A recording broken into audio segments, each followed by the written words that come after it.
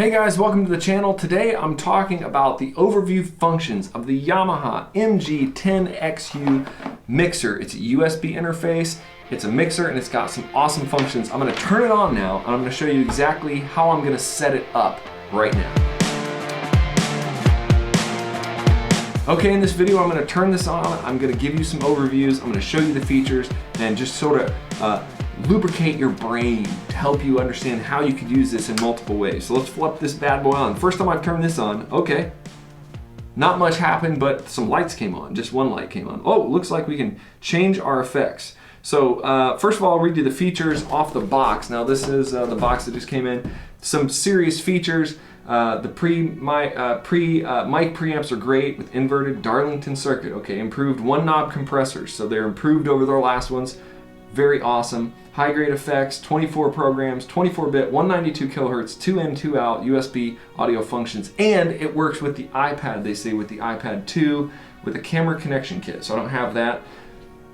It includes Cubase, software download version, cool. Pad switch on mono, 48 volt phantom power, and balanced outputs, and a metal chassis, so that is important. It's not like a big cheap piece of junk, piece of plastic, but this is it right here. About $209 at the current time of this video. The link will be in the description, and that's about how much this is. But as I said in earlier videos, this has the features beyond any mixer in this size and price point. Any mixer. It has the main features: compression, effects, 3-band EQ, and then the fourth, like sort of icing on the cake, kicker is USB interface, all in this mixer. Now most of the other mixers have, like, they either have only 2 EQ buttons, they only have no compressor, they don't have effects. I mean, they have mixers.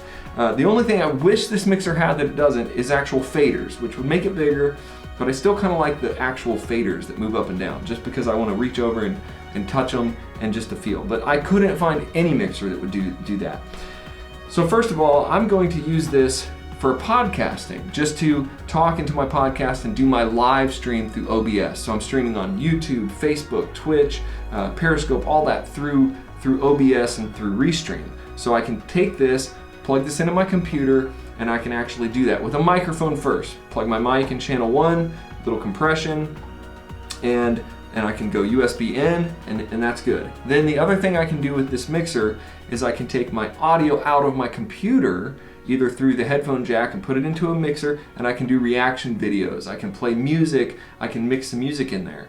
Also, I can plug in a third mic or a guitar, and even a room mic, and I can create, with my reverb and my room mic, an actual really good sounding pre-mixed, straight to live recording of my vocal and guitar. So I can do my tutorials.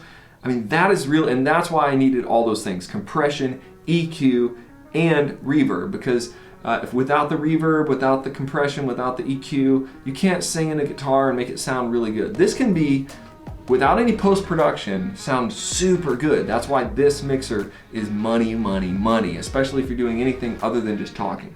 If you're just a podcaster and you're just talking and you never need anything else, then this mixer is pretty much overkill. You can just get a basic one-channel mixer, or just basically an audio interface like the Scarlett. You can plug in your mic and just have one mic. But I need flexibility, and every time I turn a corner, I'm like, oh, I want to do a reaction video. So now I need to play YouTube through my live stream. And it has become an issue with OBS and the routing and hearing and monitoring. I just said, you know what, I'm going to do this. So now everything's going to go through the mixer, and I can do it two ways. I can use USB into my computer, okay, right as an interface, or I have an interface, so I can run my interface over there and just plug the outs into that. So I really have the H6N by Zoom.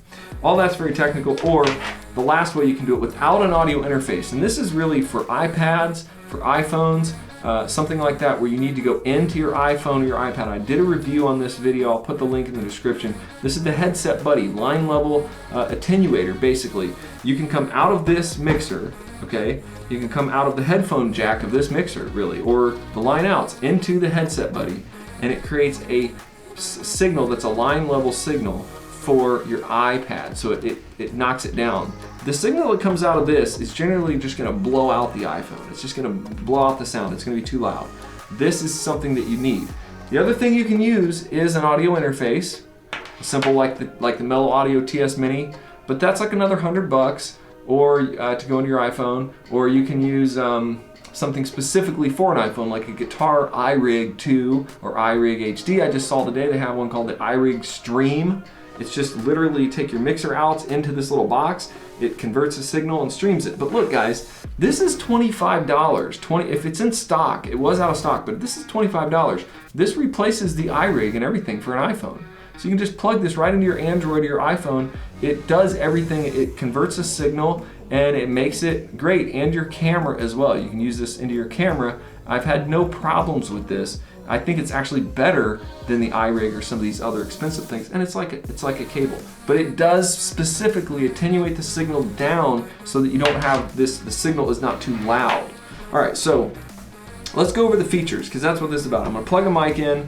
I can pad this down if it's too loud. I have a high pass filter, which for you guys, I'm gonna assume you're kind of new at this. High pass filter means it's gonna knock out all the low rumble. So if you're talking and then a train goes by, you know, it's gonna knock everything out under 80 hertz. So I use that when I'm speaking. Usually if I'm live streaming, I use that on most everything, just because I don't want that low rumble coming through. So then you have your gain setting on this channel strip. You can set that, usually it's around 12 or 1 o'clock. And then you have your compressor that you can dial in. This gives your voice tightness. It kind of levels out the sound of what you're doing. Then you have high, mid, low. You're gonna kind of leave those in the middle unless you feel like you need a little more presence, or if you need a little less boominess, or you want a little more boominess in your voice. And then you have the effects. And so you have all these effects. If you want to sing, you can go into here, you just push that button. You've selected Reverb Room 2. And you can actually turn up the effects return here, you turn the effects on, and then you just turn this white knob to give your voice a little bit of reverb.